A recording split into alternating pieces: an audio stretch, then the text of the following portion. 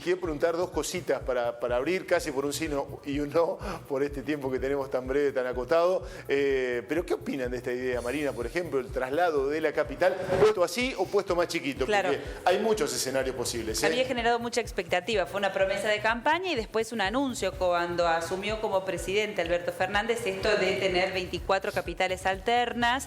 Al modo de la Sota Río Cuarto, digamos. Claro, e ir viajando con el gabinete nacional para reunirse con gabinetes provinciales una vez al mes visitando cada provincia.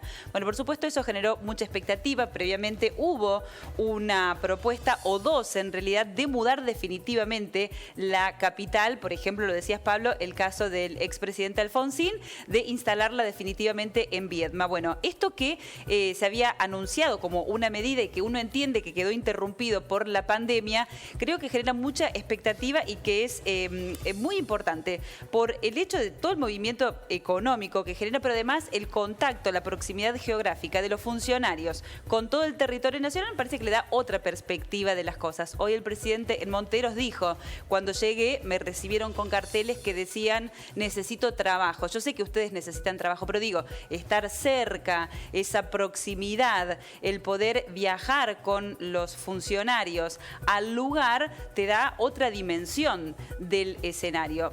A lo mejor no necesariamente mudar definitivamente la capital o no necesariamente mudar todas las instancias de la administración pública, pero descentralizar un poco más me parece que sí, que es fundamental. Bueno, podríamos hablar de nuestro antecedente como ciudad alterna, capital alterna de la provincia, y fue positivo. ¿Podría haber sido más positivo? Seguramente, pero en muchos términos lo ha sido. Guillermo. Yo creo que aquí hay dos cuestiones que me parecen que entran en colisión, que conspiran contra esta idea, que en más de una oportunidad se recupera como una manera de justificar ir hacia un federalismo, que no debe ser de los dichos, sino de los hechos. Evidentemente, el país necesita que deje de concentrarse el poder de decisión y de acción en la mayoría de las medidas que se toman en la capital federal.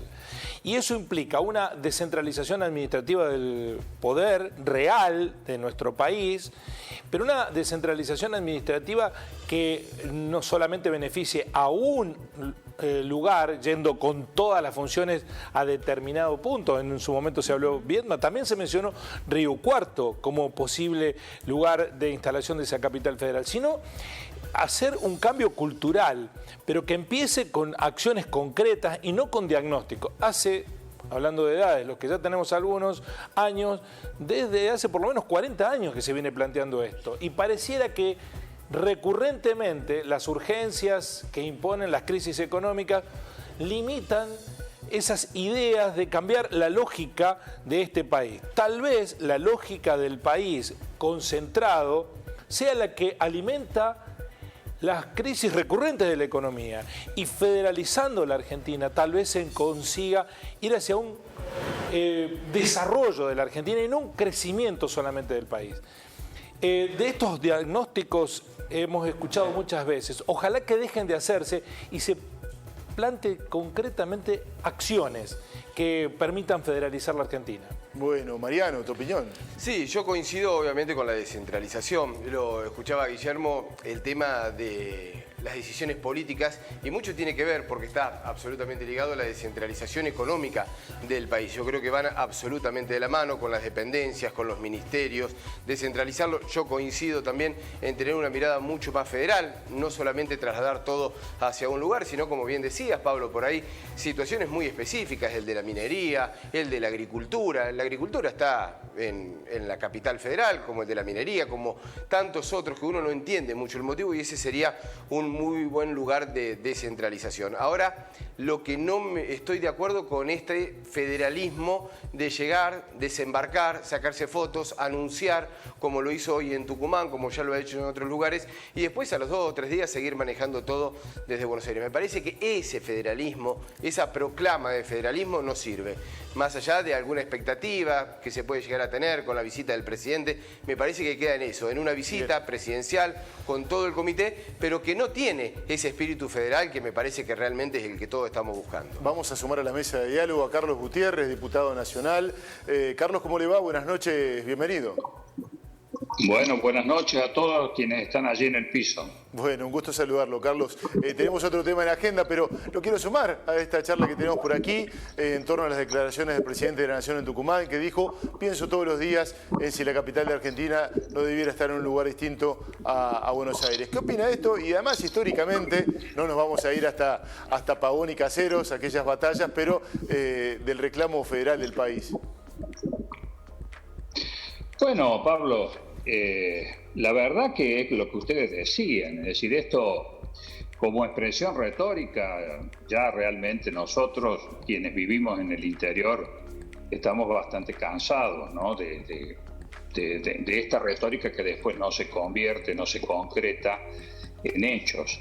Sin ninguna duda que la reubicación física de la capital le haría mucho bien al federalismo, pero hay que superar además de esa decisión, hay que volver y hay que recuperar lo que es verdaderamente una visión federal, que es lo que uno y otros gobiernos, uno lo observa, y lo hemos observado ayer, hoy, en la discusión del presupuesto, los ministros tienen una mirada del país desde el AMBA, desde el puerto, o sea, tengan el sesgo o tengan la pertenencia política que tengan, en definitiva hay un punto en el que coinciden, y es esa mirada del interior. Yo pregunto, y le preguntábamos ayer al ministro Guzmán, ¿cómo es posible, y al propio presidente de la comisión, el diputado Heller, cómo es posible que para provincia y para el tratamiento de la ley de leyes, que es el presupuesto, no se haya citado al ministro de Agricultura de la Nación? ¿Cómo es posible que no se haya citado para hablar con los diputados al ministro de la Producción de la Nación? Es decir, estas cosas no son casualidad, estas cosas son producto de una concepción que tiene una raíz muy profunda en el tiempo, pero que sigue una y otra vez reiterándose, y ahí están los resultados. Hoy realmente nosotros hemos repasado, desde ayer venimos repasando cómo hay lo que hemos denominado un silencio absoluto respecto de los temas que plantean los diputados del interior y los que particularmente hemos planteado los cordobeses. Nada se dice de las retenciones, por ejemplo.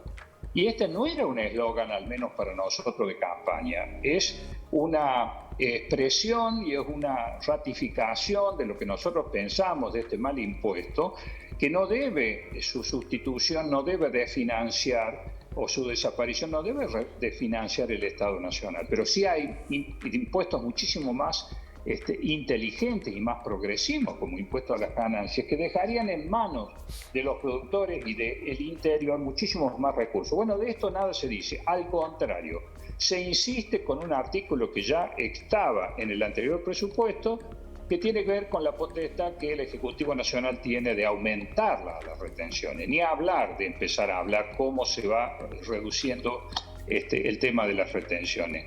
Cuando hemos planteado la deuda que tiene y contraída por el anterior gobierno de Macri, que cumplió cero con estos compromisos de cofinanciamiento. Pero el Estado es uno solo, le hemos manifestado al ministro Catopodi. Hay una continuidad en las obligaciones del Estado, independientemente de quién circunstancialmente lo gobierne. 209 millones de dólares nos deben a los cordobeses el Tesoro Nacional en función de distintas obras viales, entre ellas la Ruta 36, que es justo decirlo, tiene, digamos, es la única sobre la que se ha cumplido en más de un 90%. Nada se nos ha dicho con precisión respecto de los subsidios del transporte. Se dice que se tienen 27.000 millones de pesos previstos para esta erogación, cuando el propio presupuesto, que se extingue en unos días más, planteaba 28.000 millones. Y cuando uno pregunta cómo incluso con una pauta inflacionaria absolutamente subestimada, cómo va a alcanzar ese dinero, se nos dice, bueno, de que eso en definitiva quedará como potestad del presidente de la comisión para negociarla con las distintas bancadas.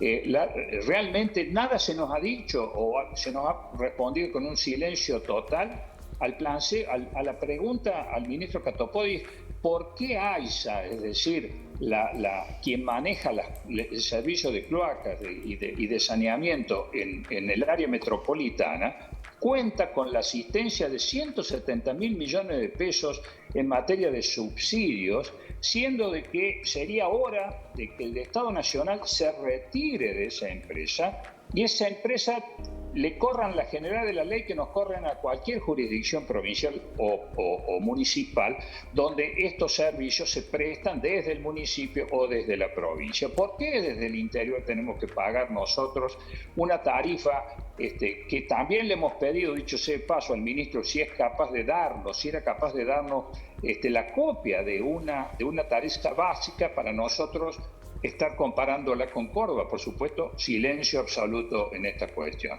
Entonces, realmente cuando hablamos de que estos temas pueden ser sustituidos por un anuncio retórico, la verdad que creo que esto es muy poco serio y otra vez caemos en algo que debe practicarse, como se ha practicado en Córdoba con la capital alterna. Sí, claro, bueno, ha servido de ejemplo en ese sentido. Tiene la obligación no solamente de tener el lugar físico, sino de una descentralización progresiva y la presencia obligatoria del gobernador o de los ministros permanentemente, que son los que traen, los que toman contacto directo, más allá de la falencia, sí, claro, más allá de las cosas que hay que mejorar, pero son los que realmente pueden hacer y concretar esta cuestión. Si no, todo va a quedar en el tema de retórico, como ustedes manifestaban con toda razón. Carlos Gutiérrez, gracias por su tiempo. Buenas noches. No, al contrario, gracias a ustedes. Hasta luego.